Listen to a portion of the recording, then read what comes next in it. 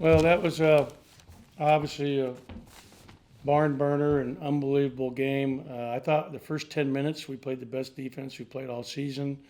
Really got us going on the fast break. We got the ball inside. We built a 17-point lead. I thought Andy Garcia in particular was awesome during that stretch to help us build that lead.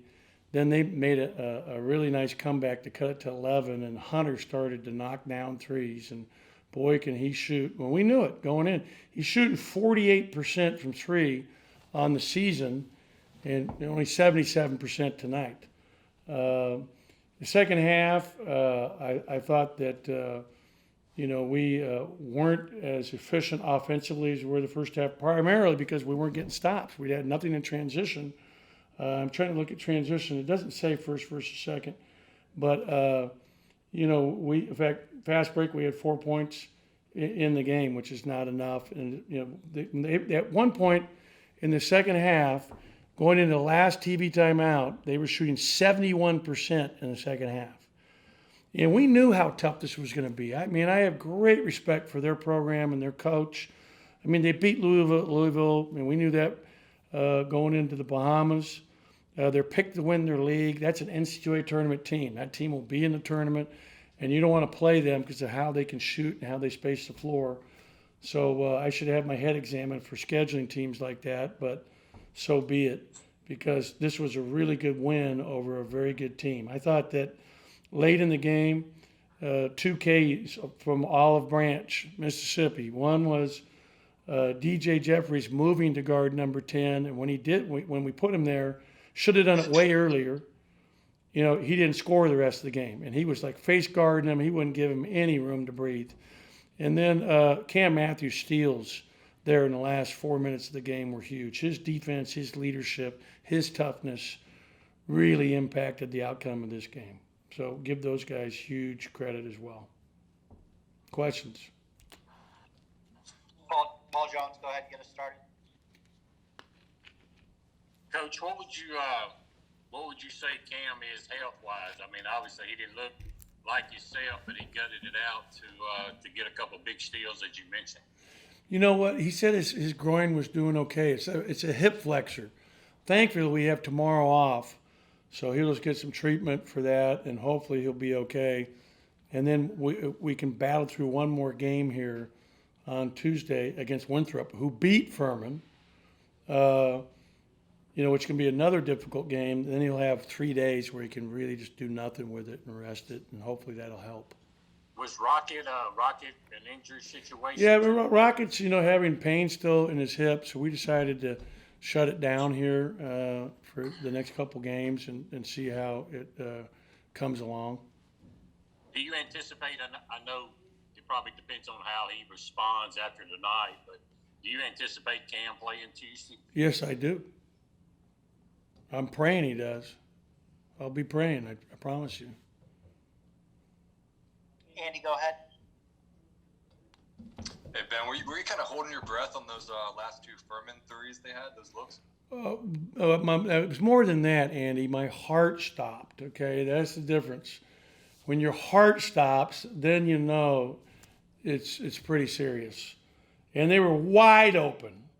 And I am thankful to the man in heaven that they both were errant shots, because they were by really good shooters, especially the one in the deep corner. I'm almost stunned. I don't know how that happened. I got to watch it on film, but I mean, thank goodness. And, just really, really thankful, because, when he left his hands, I thought that one was going in.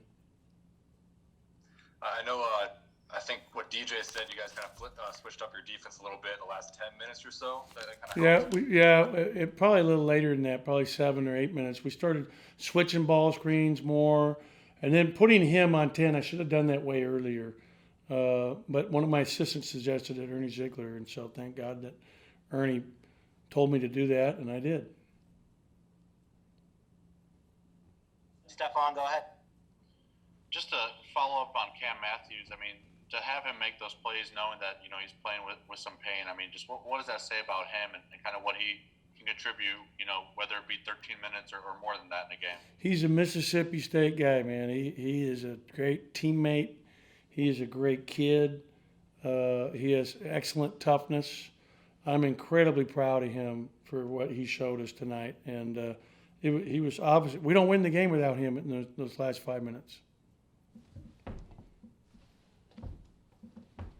You know, one thing we did good tonight, you look at the stat sheet, they shot 54% and they made 9 more threes.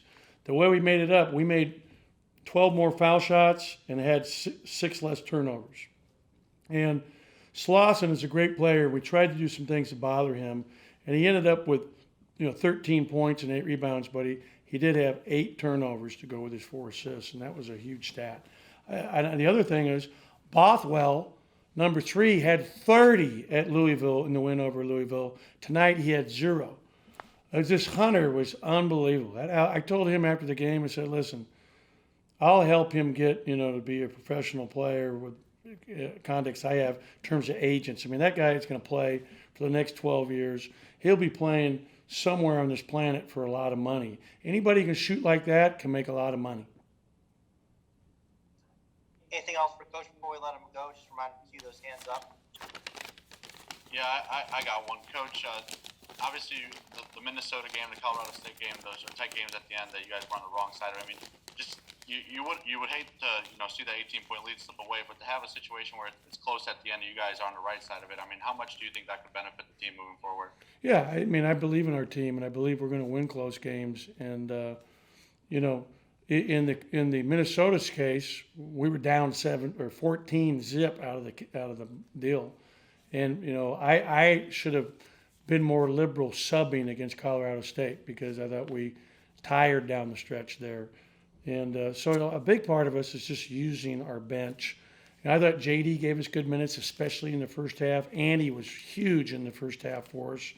Obviously it's going to be really important for Shaquille, and he had a good game for us tonight. He had 12 points, to keep being able to play those minutes. And we've got to get to where, we're playing Cam Carter, strong minutes every game. And we look to play DJ some more at the 2.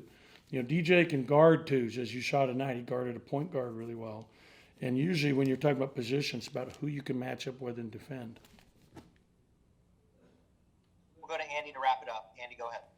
Hey, Ben, I want to confirm about Rocky. You said, shut down the next couple games. Is that the Winthrop and Yeah, he won't Arkansas? play. He won't play in Winthrop either.